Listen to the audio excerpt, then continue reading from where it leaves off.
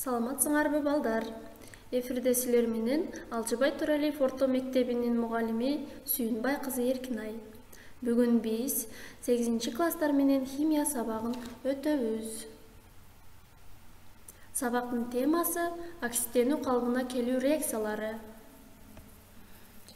Оксидтенүү калыбына келүү реакциясы боюнча эмнени билишибиз керек? Оксидтенүү калыбына келүү реакциясынын классификациясын биринчи, экинчи молекула аралык оксидтенүү калыбына келүү реакцияларын түзүү, үчүнчү молекула ичиндеги оксидтенүү калыбына келүү реакциялары, ал эми төртүнчү өзү кычкылдануу, өзү калыбына келүү реакциялары, башкача айтканда диспропорциялоо.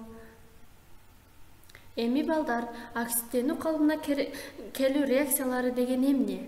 Оксидтенүү калыбына келүү реакциялары деп молекуланы түзгөн атомдордун оксидтенүү даражаларынын өзгөрүшү менен жүргөн реакцияларды айтабыз. Оксидтенүү же калыбына келүү процесси өз алдынча жүрө албайт. Бул учурда бир атомдун электрону башка элементтин атомуна өтөт. Ал эми өзүн өзү оксидтендирүү жана калыбына келтирүү реакцияларына бир эле элементтин атомдору катышат. Аларды бир бөлүгү электрондорун берсе, а башка бөлүгү аларды кабыл алат. Электрондорун берген атом калыбына келтиргич болуп саналат да оң заряддалат. Электрондорун тартып алган атом терс зарядка ээ болуу менен оксидтендирүүчү болуп калат. Муну биз балдар жогору төмөндөгү сүрөт менен байкасак болот.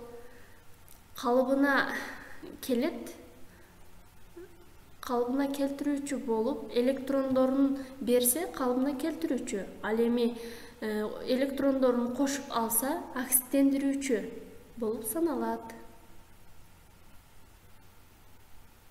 Оксидтендиргичтер дайыма жогору терс электрдүүлүккө ээ болушат. Татаал заттардын формулаларында оксидтендиргичтер да, калыбына келтиргичтер да болот. Башкача айтканда, бир эле оксидтендирүүчү болот. Бул терс электрдүүлүгү эң жогору болгон терс заряддалган атом. Ал эми татаал заттардын ичинен калыбына келтиргичтер катары оң заряддалган 1, 2, 3 зат болушу мүмкүн. Оксидтендиргичтин атомунун терс заряддалган иондорунун саны бардык калыбына келтиргичтерди атомундагы оң заряддалган иондордун санына барабар болот. Атом бул электронейтралдуу бөлүкчө болуп саналат. Ошондуктан оксидтенүү калыбына келүүнүн теңдемелерин чыгаруу мына ушул баланска негизделген. Эми оксидтенүү калыбына келүү реакцияларынын классификациясы өзүңөр көрүп тургандай 4 классификациядан турат. Бөлүнгөн 4 классификацияга: молекула аралык реакциялар, молекула ичиндеги реакциялар, өзүн өзү оксидтендирген жана калыбына келтирген реакциялар, ал эми төртүнчүсү конпропорциялоо реакциялары. Молекула аралык реакциялар деген эмне? Ар түрдүү молекуладагы атомдордун оксидтенүү даражасынын өзгөрүшү менен жүргөн реакцияларды айтат экенбиз. Молекула ичиндеги реакциялар бир эле молекуланын ичиндеги атомдордун оксидтенүү даражаларынын өзгөрүшү менен жүргөн реакцияларды айтабыз. Өзүн өзү оксидтендирген жана калыбына келтирген реакциялар бул бир эле элементтин оксидтенүү даражаларынын өзгөрүүсү менен жүргөн реакцияларды айтабыз.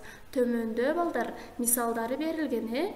Конпропорциялоо реакциялары бул оксидтендирүүчү да, калыбына келтирүүчү да ар түрдүү оксидтенүү даражасын көрсөткөн бир эле элементтен болгон реакциялар.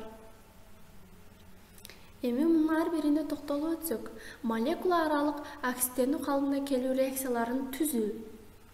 Биз кантип түзөбүз? Оксидтенүү калыбына келүү реакциясына дайыма 3 компонент катышат: калыбына келтиргич, оксидтендиргич, кошумча оксидтендирген зат, эң кеңири таралган жана негизги оксидтендиргич болгон кычкылтекке бай зат.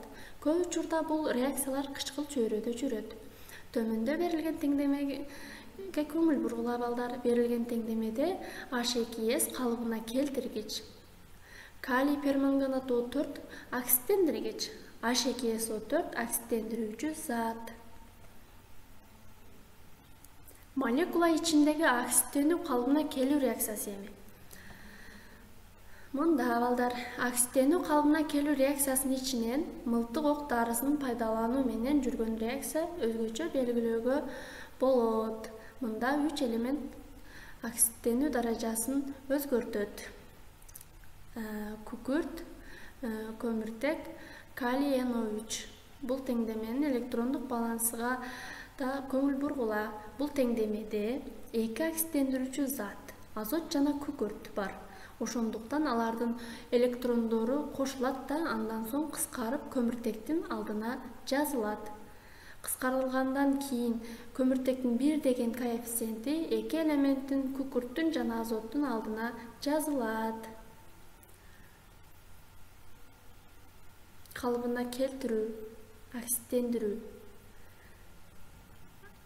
Эми оксиддендирүүчү болуп оксидденүү даражаларын өзгөрткөн жана жогорку оксидденүү санын көрсөткөн элементтер боло алат. Буга мисалдар берилген. Мунун ичинен HNO3-тү, азот кислотасын карап кетели. HNO3 азот кислотасында азот +5 даражаны көрсөтөт. Ал эми калыбына келтирүүчү болуп оксидденүү даражаларын өзгөрткөн жана төмөнкү оксидденүү санын көрсөткөн элементтер боло алат.